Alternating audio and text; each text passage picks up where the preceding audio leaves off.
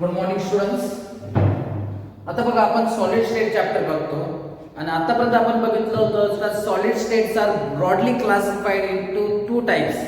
One is crystalline solid, one is amorphous solid.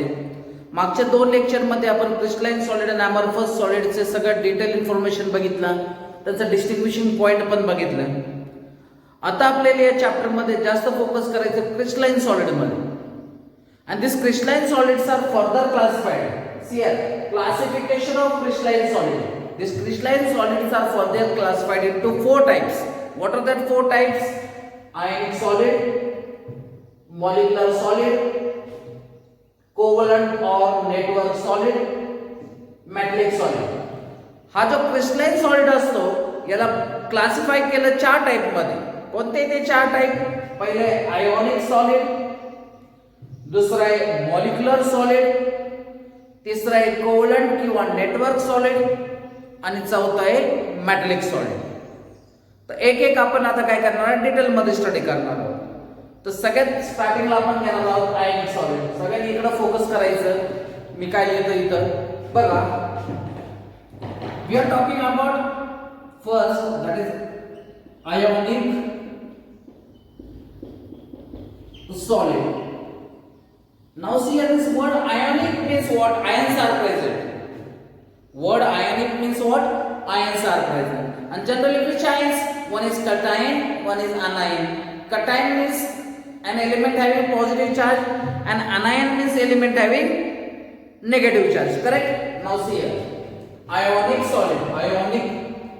So if you know ionic bond जर तुम्ही 11th मध्ये शिकला असेल तर ionic bond is formed between metal and non-metal.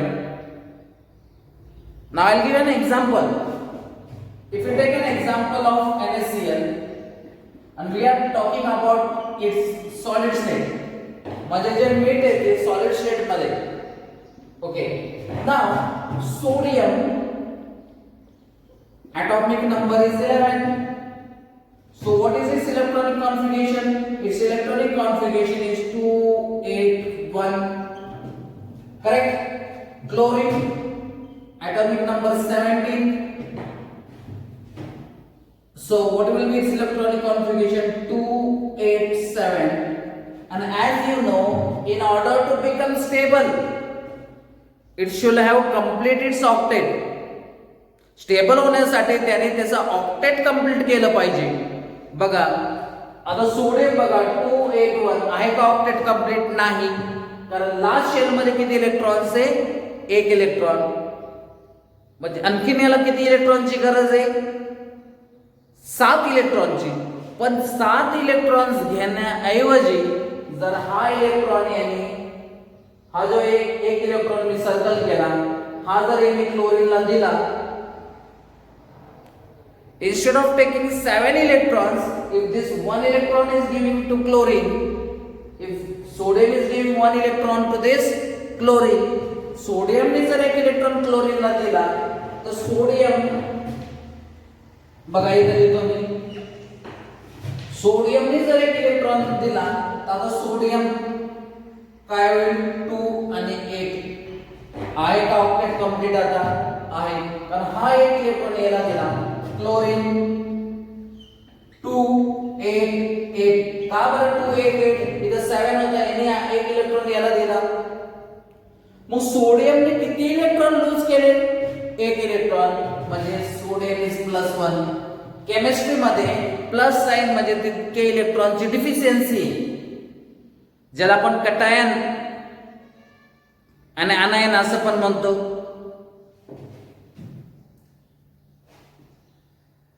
Sodium एक electron दिला म्हणून त्याच्यावर +1 चार्ज. क्लोरीन एक इलेक्ट्रॉन ऍक्सेप्ट केला म्हणजे काय? -1 charge. and there is complete transfer of 1 electron from sodium to chlorine. Then you see what will be there?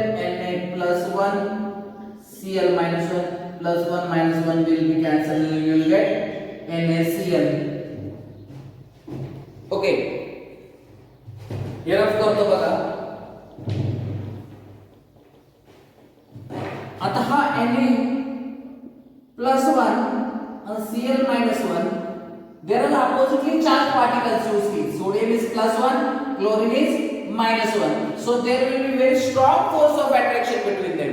Positive and negative एकमेकाला काय करतात? अट्रॅक्ट करतात.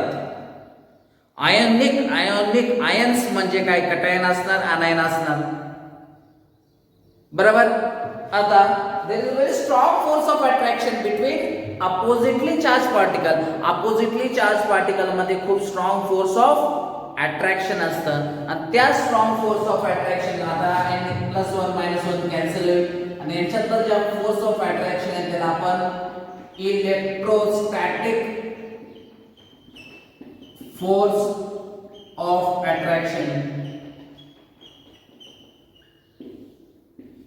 तिथं काय? Electrostatic force of attraction. बघा आपण NaCl मध्ये असा बॉन्ड कधीच दाखवत नाही कारण त्यांच्यात बॉन्ड नाहीये, त्यांच्यात फोर्स ऑफ अट्रॅक्शन आहे. म्हणून आपण NaCl चा फॉर्म्युला डायरेक्ट असं लिहितो NaCl. त्याच्यामध्ये बॉन्ड बिलकुल दाखवायचा नाही. आयनिक कंपाऊंड्स मध्ये आपण बॉन्ड दाखवत नाही. त्याच्यात फोर्स ऑफ अट्रॅक्शन असतं. काय असतं त्याच्यात? Force of attraction between positive and negative, and that force of attraction is very strong, so it is called as electrostatic force of attraction. But force of attraction जर strong असेल, हा NaCl कोणत्या state मध्ये? Solid state मध्ये. मला जर याला melt करायचं असेल म्हणजे लिक्विड स्टेट मध्ये कन्वर्ट करायचं असेल तर मला याला हीट करून हा फोर्स ऑफ अट्रॅक्शन काय करावं लागणार? हा फोर्स ऑफ अट्रॅक्शन ब्रेक करावं लागणार. मी जर याला हीट केलं तर याचा फोर्स ऑफ अट्रॅक्शन काय होईल? वीक होईल. जास्त इलेक्ट्रोस्टॅटिक फोर्स ऑफ अट्रॅक्शन असल्यामुळे आपल्याला जास्त हीट लागणार म्हणून याचं मेल्टिंग पॉइंट काय असतं? जास्त असतं. आयनिक कंपाऊंडचं मेल्टिंग पॉइंट काय असतं? जास्त असतं. का जास्त असतं? कारण त्याचे स्ट्रॉंग फोर्स ऑफ अट्रॅक्शन. कोणता आहे तो स्ट्रॉंग फोर्स ऑफ अट्रॅक्शन? तो स्ट्रॉंग फोर्स ऑफ अट्रॅक्शन आहे इलेक्ट्रोस्टॅटिक फोर्स ऑफ अट्रॅक्शन. समजलं काय असतात आयनिक सॉलिड्स? ओके. नाव आता इथं मी काही पॉइंट्स लिहिलेले बघा आयनिक सॉलिडचे. आपण इथं सगळे पॉइंट्स कव्हर केले का आपण बघू. Constituent particles. कन्स्टिट्यूएंट पार्टिकल्स काय असतात? आयन्स असतात. कटायन, अनायन. कन्स्टिट्यूएंट पार्टिकल्स काय असतात? आयन्स असतात. Bonding due to complete transfer of electron. आता या केस मध्ये बघा सोडियमने कंप्लीट एक इलेक्ट्रॉन कोणाला दिला? क्लोरीनला. There is a complete transfer of electron. Third, physical state or physical nature, hard and brittle. Ionic solids काय असतात? हार्ड आणि ब्रिटल म्हणजे इझिली ब्रेक होतात. कोणताही सबस्टन्स जो हार्ड असतो तो काय असतो? इझिली ब्रेक पण होऊ शकतो. त्याला हार्ड अँड ब्रिटल आपण असं म्हणतो. पुढला पॉइंट बघा फोर्स ऑफ अट्रॅक्शन. कोणता फोर्स ऑफ अट्रॅक्शन आहे त्याच्यात? Electrostatic force of attraction. Electrostatic force of attraction. Melting point and boiling point high असणार. सुरुवातीला हे सॉलिड्स काय केले जाणार? मेल्ट केले जाणार आणि एकदा मेल्ट झाले तर त्याला परत पुढे जर हीट केलं तर ते वेपर मध्ये कन्वर्ट होणार म्हणजे बॉईल होणार. सॉलिड्स मेल्ट होतात आणि लिक्विड बॉईल होतात. मेल्टिंग पॉइंट कोणाचा असतो? सॉलिड स्टेटचा. बॉइलिंग पॉइंट कोणाचा असतो? लिक्विड स्टेटचा. म्हणून याचा मेल्टिंग पॉइंट आणि बॉइलिंग पॉइंट दोन्ही काय असणार आहे? खूप हाय असणार आहे. का हाय असणार आहे? कारण त्याच्यात खूप स्ट्रॉंग फोर्स ऑफ अट्रॅक्शन आहे. काय त्या फोर्स ऑफ अट्रॅक्शनचं नाव? Electrostatic force of attraction. पुढे बघा solubility. Soluble in water. Solubility, it is soluble in water because if you see this NaCl is ionic, and water जर बघितलं H2O असं लिहू शकतो का? HNOH हा प्लस हा मायनस म्हणजे हा पण काय पोलर आहे आणि आयनिक कंपाऊंड्स पण काय असतात? पोलर असतात. दोन पोल असतात ना positive negative. Like will dissolve like. हे कन्सेप्ट त्यांना ठेवायचं. Like will dissolve like. LIKE like will dissolve like. Like will dissolve like म्हणजे काय?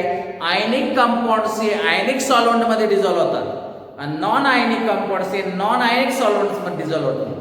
बघा NaCl काय आयनिक आहे, वॉटर पण काय आयनिक आहे म्हणजे NaCl हे पाण्यात डिसॉल्व होणार.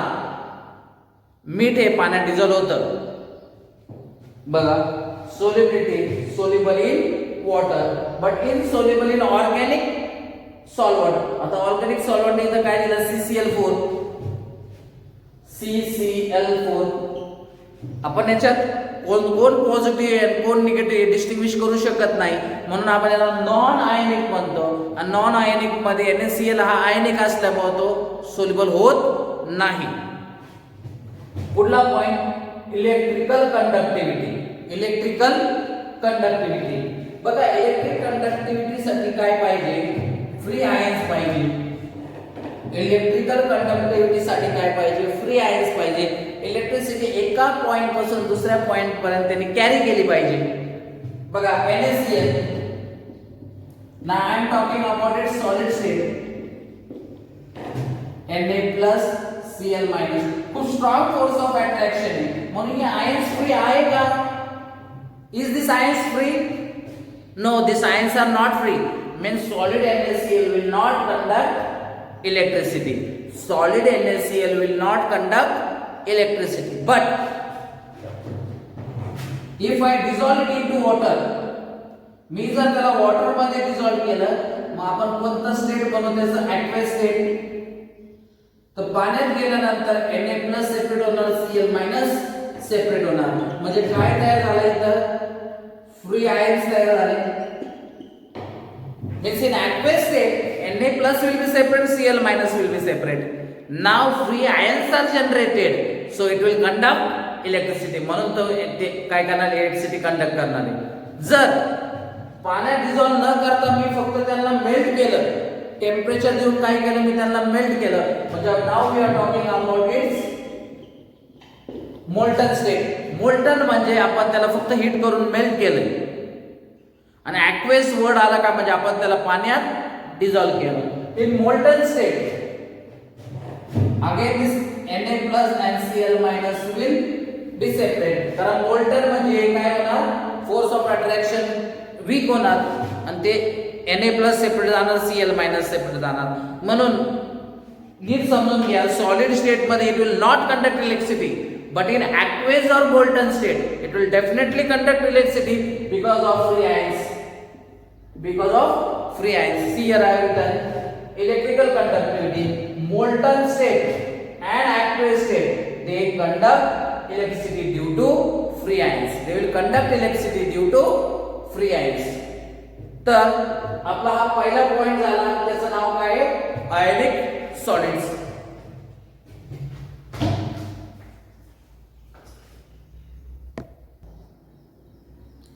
See the second one. Second one is molecular solid. Second one is molecular solid. See here, constituent particles काय असतात, molecules. In molecular solid, constituent particles are molecules. Second, bonding. But molecules are of three types: polar molecule, non-polar molecule, hydrogen bonding molecule. Polar molecular solid. सुरुवातीला आपण बघू polar molecular solid. त्याच्यात force of attraction काय असतं, dipole dipole force. What is the force of attraction, dipole dipole force. Solid HCl, solid SO2. I'll explain here. See here, first one is in molecular solid. First one is polar molecular solid. Okay, now I will take an example of HCl.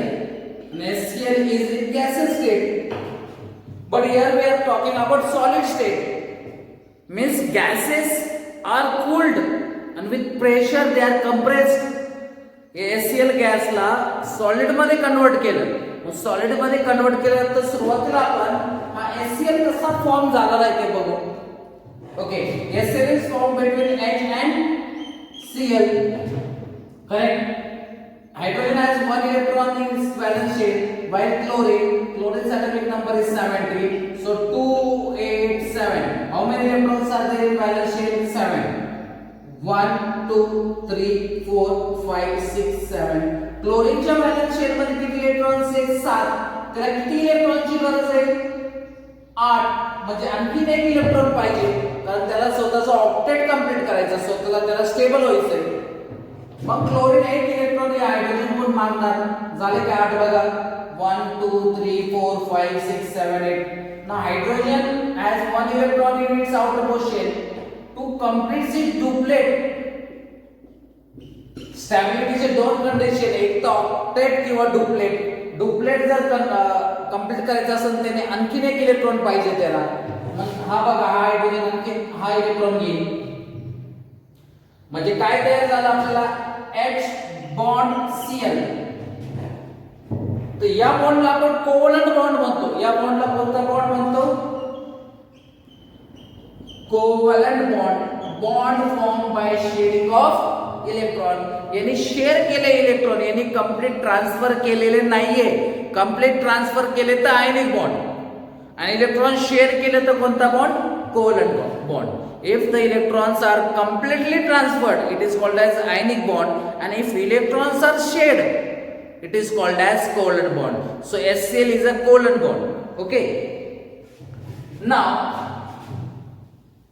as HCl is a covalent bond see here this H bond Cl is a covalent bond so this one bond means two electrons correct this one bond means two electrons these two electrons should lie in the center हे दोन electron centre मध्ये पाहिजे हे असं बघा हा H bond Cl हे दोन इलेक्ट्रॉन सेंटर मध्ये पाहिजे पण या H आणि Cl मध्ये जास्त इलेक्ट्रोनेगेटिव्ह कोण क्लोरीन तर क्लोरीन काय करणार हे इलेक्ट्रॉन स्वतःकडे ओढणार समजलं हे इलेक्ट्रॉन क्लोरीन काय करणार स्वतःकडे ओढणार मग काय तयार होणार बघा H bond Cl as chlorine is more electronegative it will pull electron towards itself so I am giving here partial negative partial का कारण आधी आतापर्यंत बॉन्ड मध्येच आहे पार्शियल साइन का देतो कारण हा बॉन्ड तुटलेला नाही हा बॉन्ड तुटला तर क्लोरीन दोन्ही इलेक्ट्रॉन घेऊन जाणार आहे कारण chlorine is more electronegative than hydrogen but still it is in bond so we give partial sign partial negative this is partial positive so can I say a dipole is generated dipole मध्ये दोन poles positive pole negative pole positive pole negative pole here it is not complete positive or complete negative this is partial positive and partial negative because it is still in the bond so this HCl you see this is partial positive this is partial negative now we are talking about HCl in solid state now see here this H bond Cl so in solid state what will happen many molecules will come together solid state मध्ये packing खूप जवळ असते HCl बघा हा HCl this is Cl is partial negative hydrogen is partial positive partial negative partial positive partial negative या प्रमाणे बघा H bond Cl H is partial positive Cl is partial negative again H bond Cl partial negative hydrogen is partial positive so this has a dipole this also has a dipole so the force of attraction which hold these molecules together खूप molecules एकत्र येतात मग आपण त्याला काय म्हणतो dipole dipole force इथं पण HCl असेल HCl positive negative again here it is dipole so what is the force of attraction between them the force of attraction is dipole please याला तुम्ही आयनिक बरोबर कंपेअर नका करू कारण आयनिक मध्ये कंप्लीट पॉझिटिव्ह आणि कंप्लीट निगेटिव्ह असतो त्याच्यात याच्यापेक्षा स्ट्रॉंग फोर्स ऑफ अट्रॅक्शन असतो तो कोणता असतो इलेक्ट्रोस्टॅटिक फोर्स ऑफ अट्रॅक्शन इथं हा कोव्हलंट बॉन्ड आहे इथं partial positive partial negative comparatively less force of attraction असते याला आपण डायपोल फोर्स म्हणतो दोन डायपोल एकत्र आणणार त्याला आपण काय म्हणतो डायपोल फोर्स ऑफ अट्रॅक्शन समजलं पोलर मॉलिक्युलर सॉलिड त्यांचा फोर्स ऑफ अट्रॅक्शन कोणता असतो dipole okay now The second one is non-polar molecule. Non-polar molecule, van der Waals force. Now see here, what is non-polar molecule? Now look here. Second one is non-polar molecule. मतलब जैसे pole नहीं है. Who is not having poles? See here. Now if it is here, I have your solid iodine, I bond I, which is I2. आता बघा हे electrons हे centre मध्येच असणार. का बरं सेंटर्स मध्ये असणार? कारण दोन सारखेच ऍटम्स आहे. इथं पण आयोडीन आहे, इथं पण आयोडीन आहे. कोणी इलेक्ट्रॉन्स पुलच करणार नाही, म्हणून इलेक्ट्रॉन कुठे राहणार आहे? सेंटर मध्ये. म्हणजे पोलच जनरेट होणार नाहीये. पॉझिटिव्ह पोल निगेटिव्ह पोल जनरेटच होणार नाही, म्हणून आपण याला काय म्हणतो? Non polar. याला काय म्हणतो आपण? Non polar. पण बघा हा आयोडीन आहे तो नॉर्मली कोणत्या स्टेट मध्ये असतो? गॅसेस स्टेट मध्ये असतो. पण आपल्याला त्याला सॉलिड स्टेट मध्ये कन्वर्ट करायचंय. म्हणजे गॅसेस पासून पहिले लिक्विड, लिक्विड पासून त्याला काय करायचं? सॉलिड मध्ये कन्वर्ट करायचं. मग सॉलिड मध्ये कन्वर्ट केल्यानंतर त्याचे मॉलिक्युल्स काही झाले असतील, जवळ आले असतील. मग तिकडे बघा हा आयोडीन चा एक मॉलिक्यूल, हा आयोडीनचा दुसरा मॉलिक्यूल, हा आयोडीनचा तिसरा मॉलिक्यूल. आताच बघितलं आपण याच्यात बिलकुल पोल तर नाहीये, पण काहीतरी फोर्स ऑफ अट्रॅक्शन असेल का ते मॉलिक्युल्स एकत्र येतात. खूप वीक फोर्स ऑफ अट्रॅक्शन आहे हा, कारण याच्यात पोल्स पण नाहीये. पॉझिटिव्ह पोल आणि निगेटिव्ह पोल इथं नाहीये, पण काहीतरी अट्रॅक्शन असेल त्याच्यात, त्याला आपण van der Waals force of attraction म्हणतो. आणि हा van der Waals force of attraction हा नॉन पोलर मध्ये असतो आणि तो सगळ्यात वीक असतो. कारण गॅसला सॉलिड मध्ये कन्वर्ट करायचं म्हणजे गॅसला पहिलं प्रेशर देऊन लिक्विड मध्ये कन्वर्ट करावं लागेल, लिक्विडला आणखीन प्रेशर देऊन सॉलिड मध्ये कन्वर्ट करावं लागेल. मग सॉलिड मध्ये कन्वर्ट केल्यानंतर त्यांचे मॉलिक्युल्स एकत्र आले असतील. मग एकत्र आले असतील म्हणजे त्यांच्यात काहीतरी फोर्स ऑफ अट्रॅक्शन असेल. तो जो छोटा फोर्स ऑफ अट्रॅक्शन असतो नॉन पोलर मध्ये, त्याला आपण van der Waals force of attraction म्हणतो. म्हणजे हा फोर्स ऑफ अट्रॅक्शन कोणता झाला? van der Waals force. समजलं याला काय म्हणायचंय? van der Waals force of attraction. तिसरं बघा hydrogen bonding molecular solid. Hydrogen bonding molecular solid. Third one is hydrogen bonding molecular solid. आतापर्यंत आपण खूप वेळा बघितलं हायड्रोजन बॉन्डिंग कधी शक्य आहे? ज्यावेळेस हे तीन ऍटम्स असतील, FON, फ्लोरीन, ऑक्सिजन, नायट्रोजन. का बरं हे पाहिजे? कारण हे खूप इलेक्ट्रोनिगेटिव्ह आहे. फ्लोरीन, ऑक्सिजन, नायट्रोजन सगळ्यात जास्त पिरियोडिक टेबल मध्ये इलेक्ट्रोनिगेटिव्ह एलिमेंट असेल तर तो फ्लोरीन, नंतर ऑक्सिजन, नंतर नायट्रोजन. हे तीन एलिमेंट्स पाहिजे आणि या तीन एलिमेंटवर हायड्रोजन पाहिजे तरच हायड्रोजन बॉन्डिंग होणार. दोन कंडिशन आहे बघा. कोण पाहिजे? FON, fluorine, oxygen, nitrogen. यापैकी कोणताही असला तरी चालेल आणि त्यांच्यावर हायड्रोजन पाहिजे तरच हायड्रोजन बॉन्डिंग होणार. तर बघा इथे एक्झाम्पल घेतो मी. HF आहे फ्लोरीन आणि त्याच्यावर हायड्रोजन आहे. आणखी मॉलिक्यूल घेतो HF, कारण आपण कोणत्या स्टेट मध्ये कन्वर्ट करतोय? त्याला सॉलिड स्टेट मध्ये कन्वर्ट करतोय, म्हणून ते एकत्र येणार, जवळ येणार मॉलिक्युल्स. इथं बघा hydrogen partial positive, fluorine partial negative. Hydrogen partial positive, fluorine partial negative. Hydrogen partial positive, partial negative. Then can I say this is the special type of dipole dipole? हा dipole dipole आहे ना, पण इथं hydrogen bonding असल्यामुळं it is the type of dipole dipole. This is hydrogen bonding. Hydrogen bonding हा dipole डायपोलचा एक प्रकार आहे. It is a type of dipole dipole force. Hydrogen bonding is type of dipole dipole force. मग बघा इथं दोन poles आहे आणि हायड्रोजन पण आहे. याचा निगेटिव्ह, याचा पॉझिटिव्ह. एकाच हायड्रोजन दुसऱ्याचा निगेटिव्ह ग्रुप. तर हा फोर्स ऑफ अट्रॅक्शन जरा स्ट्रॉंग असतो याला आपण हायड्रोजन बॉन्डिंग मॉलिक्युलर सॉलिड म्हणतो. आणि दोन वेगळ्या मॉलिक्युल मध्ये हायड्रोजन बॉन्डिंग झालं म्हणून जर तुम्हाला आठवत असेल त्याला आपण inter molecular INTER inter molecular hydrogen bonding असं म्हणतो. आणि एकाच मॉलिक्युल मध्ये जर झाला असेल तर आपण त्याला इंट्रा म्हणतो. आता तो पॉइंट इथं नाही पण समजून घ्या.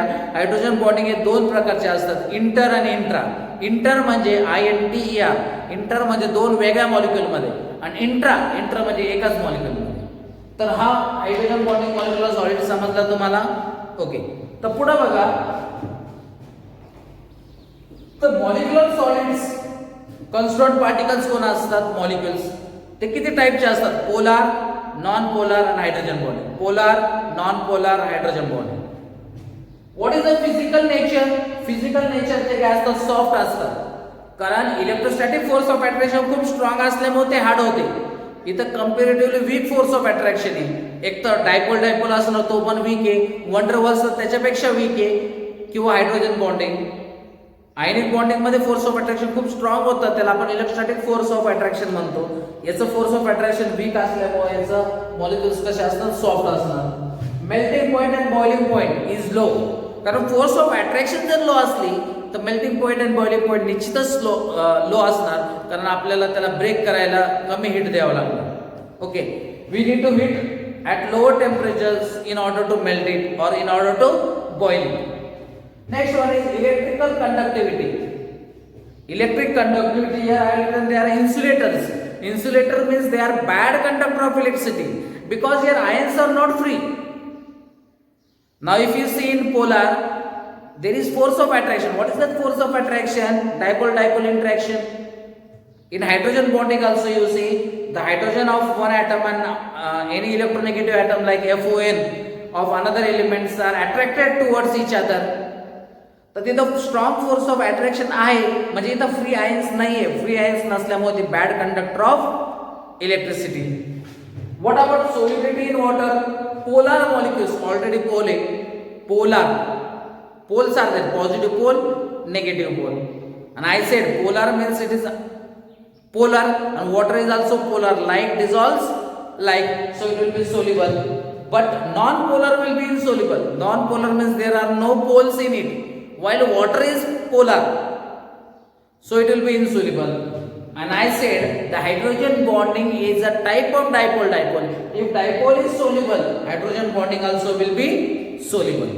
So we have covered the second one, that is molecular solid. बघा एकदम डिटेल मध्ये आपण सगळं कव्हर करतोय, ते नोट्स व्यवस्थित लिहून घ्या. तर तिसरं आपल्याला बघायचं आता कोवलंट और network solid.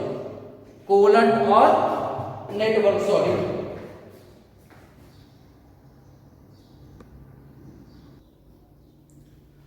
See a third one is covalent or network solid. Covalent or network solid. नावातच बघा कोवलंट सॉलिड म्हणजे definitely there will be covalent bonding.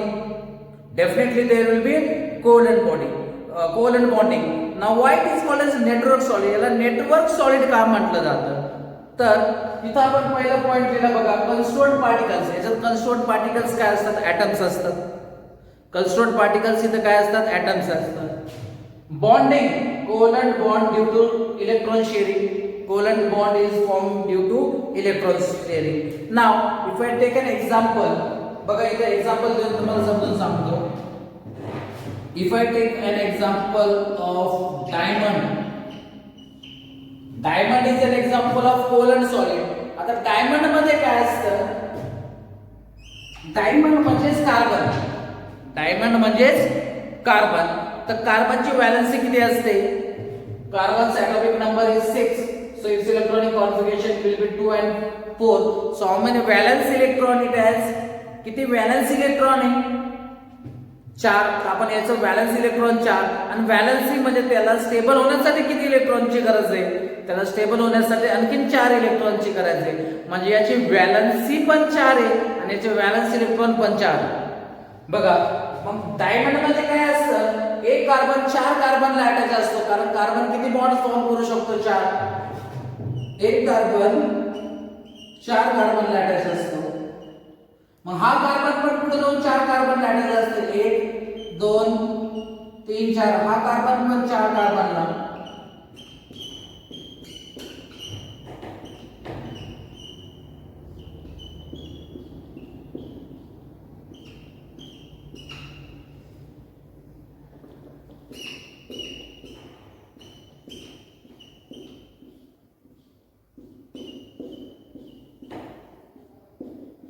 असे बॉन्डिंग हे चालतच राहील, म्हणजे याचं खूप ह्यूज नेटवर्क असतं. डायमंड काय असतं, ह्यूज नेटवर्क असतं. Each carbon is bonded to 4 other carbons. मग ते कार्बन पुढे जाऊन आणखीन 4 कार्बनला, म्हणून याचं ह्यूज नेटवर्क असतं. म्हणून आपण याला नेटवर्क सॉलिड पण म्हणतो. काय म्हणतो आपण याला, नेटवर्क सॉलिड. तर मला सांगा, हा जो कार्बन आहे 4 वेगळ्या कार्बनला अटॅच, तो पुढे जाऊन आणखीन 4 वेगळ्या कार्बनला अटॅच. आणि कार्बन कार्बन बॉन्डिंग ही खूप स्ट्रॉंग असते. तर ह्यूज नेटवर्क असल्यामुळं हा खूप हार्ड सबस्टन्स आहे. Actually diamond is the hardest substance found on earth. Diamond is the hardest substance found on earth. खूप हार्ड असतो डायमंड. तो हार्डेस्ट सबस्टन्स आहे आणि त्याचा मेल्टिंग पॉइंट खूप आहे. त्याचा मेल्टिंग पॉइंट 3550 डिग्री सेल्सिअस आहे. 3550 डिग्री म्हणजे तुम्ही इमॅजिन करू शकता की डायमंड किती हार्ड आहे. आणि तो ह्यूज नेटवर्क असतं, म्हणून आपण त्याला नेटवर्क सॉलिड म्हणतो. आणि बघा, डायमंड शाईन का होतात, डायमंड स्पार्क का होतात, जर सनलाईट याच्यात गेली तर बघा इथं डॅश होईल, पण इथं डॅश होईल, इथं डॅश होईल, इथं डॅश होईल, असं खूप वेळ डॅश होऊन ती बाहेर रिफ्लेक्ट होईल, म्हणून तो असं शाईन करतो. एकदा सनलाईट त्याच्यात गेली तर सनलाईट काय होतं, ट्रॅप होतं आणि मल्टिपल वॉल्सला काय करणार, तो हिट करणार, म्हणून तो डायमंड काय असतो, शाईन करतो. आणि एवढं लक्षात ठेवा, diamond is the hardest substance found on earth. Diamond is the hardest substance found on earth. बघा, एक कार्बन 4 वेगळ्या कार्बनला अटॅच आहे, म्हणून इलेक्ट्रॉन फ्री आहे का इथं, इलेक्ट्रॉन फ्री नाहीये. 4ही इलेक्ट्रॉन्स कार्बनचे बॉन्ड फॉर्म करण्यासाठी गेले, म्हणजे no electrons are free in case of diamond. So diamond is a bad conductor of electricity. Here electrical conductivity here I written, it is insulator, it is insulator. Diamond is bad conductor of electricity. What is the reason behind it? The reason behind it, it is there is no free electrons, there is no free electrons. But here one exception is there. Actually these covalent compounds are bad conductor of electricity, but here one exception is there. What is an exception? Even graphite is also a covalent solid.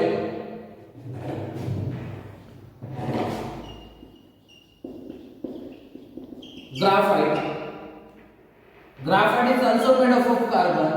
But what is the problem of graphite? Each carbon is bonded to 3 other carbons. Diamond मध्ये एक carbon 4 कार्बनला attach असतो. Graphite मध्ये एक carbon 3 कार्बनला attach असतो. मग 3 कार्बनला attach असलं तर एक इलेक्ट्रॉन फ्री असणार. If it is forming 3 bonds, the 4th electron will be free and that free electron is responsible to conduct electricity. म्हणून ग्राफाइट आपण इलेक्ट्रोड्स मध्ये वापरतो. ग्राफाइट आपण पेन्सिल्स मध्ये वापरतो, लीड पेन्सिल, आणि लीड पेन्सिल मध्ये इलेक्ट्रिसिटी पास होऊ शकते कारण तिथं फ्री इलेक्ट्रॉन्स असतात. आणि ग्राफाइट मध्ये काय असतं, ही फर्स्ट लेअर, ही सेकंड लेअर, ही थर्ड लेअर, आणि त्या लेअर मध्ये काय असतं, हायड्रोजन बॉन्डिंग असते. हेक्सागोनल लेअर असते, ही first layer, second layer, third layer, आणि लेअर मध्ये हायड्रोजन बॉन्ड म्हणजे इंटरमॉलिक्युलर हायड्रोजन बॉन्डिंग असते. ओके, हायड्रोजन लेयर्स मध्ये जी बॉन्डिंग असते, आणि हे लेयर्स काय करतात, एकमेकावर स्लाइड करतात. हे लेयर्स एकमेकावर काय करतात, स्लाइड करतात. वीक फोर्स ऑफ अट्रॅक्शन असतं. ऍक्च्युअली हायड्रोजन बॉन्डिंग नाही, वीक फोर्स ऑफ अट्रॅक्शन असतं. हायड्रोजन बॉन्डिंग नसते, वीक फोर्स ऑफ अट्रॅक्शन असतं. मग हे लेयर्स काय असतात, एकमेकावर असे काय होतात, स्लाइड होतात. म्हणून आपण ग्राफाइट इज स्लिपरी असं म्हणतो. Graphite is slippery. पेन्सिल पण बघा स्लिपरी असते कारण graphite is slippery. And graphite is good conductor of electricity. Y? Because 3 electrons are in bond formation and 1 electron is free. 3 electron bond formation मध्ये असताना 1 electron काय असतो, फ्री असतो. तर पुढे बघा, फिजिकल नेचर हार्ड असतं. आणि मी सांगितलं यूज नेटवर्क असल्यामुळे हार्ड असतं. Melting and boiling point very high due to giant network structure. खूप high melting point, boiling point असतात कारण खूप जायंट नेटवर्क स्ट्रक्चर आहे. Electric conductivity, insulator. याच्यात ग्राफाइट एक एक्सेप्शन आहे. Graphite is good conductor of electricity. Solubility, not soluble in water, because these are not ionic compounds. If it is not ionic, water is ionic, so it will never dissolve in water. समजलं? तर आपला एक तिसरं पण झालं, त्याला आपण covalent or network solid. Now last one we are going to see, that is called as metallic solid.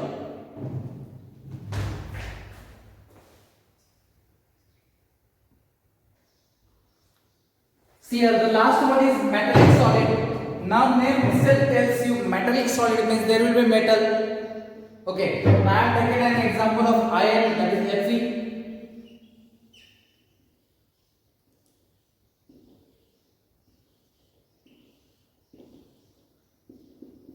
Fe, that is iron. And as you know that iron is having free electrons. So here are electrons.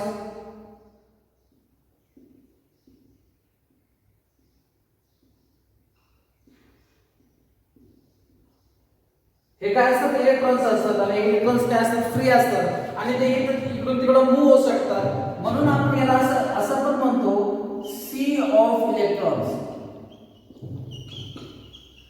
C म्हणजे समुद्र, जसं समुद्रातलं पाणी इकडे तिकडे जाऊ शकतं तसे हे फ्री इलेक्ट्रॉन्स इकडे तिकडे मूव्ह होऊ शकतात. म्हणून आपण याला सी ऑफ इलेक्ट्रॉन्स म्हणतो. म्हणून इथं बघा याचे कॉन्स्टंट पार्टिकल्स काय असतात? Cation and electron. कटायन म्हणजे metals are positively charge, Fe2+, Fe3+. Fe2+ म्हणजे 2 इलेक्ट्रॉन्स त्यांनी लूज केले, मग ते 2 इलेक्ट्रॉन्स इथं उतरतील. Fe3+ म्हणजे त्यांनी 3 इलेक्ट्रॉन लूज केले, म्हणून 3 इलेक्ट्रॉन्स इथं उतरतील आणि इलेक्ट्रॉन्स फ्री असतात मूव्ह होण्यासाठी, म्हणून आपण याला सी ऑफ इलेक्ट्रॉन म्हणतो. बघा कॉन्स्टंट पार्टिकल्स काय असतात? Cations and electrons. Cations and electrons, and the force of attraction between this cation and electron is called as metallic bond. See here, bonding. What is the bonding? Metallic bond. तिसरं बघा physical state. त्याचे physical state काय असतात? Metals are hard. तुम्हाला येतं माहित असतं metals काय असतात? हार्ड असतात. Metals are मॅलेबल.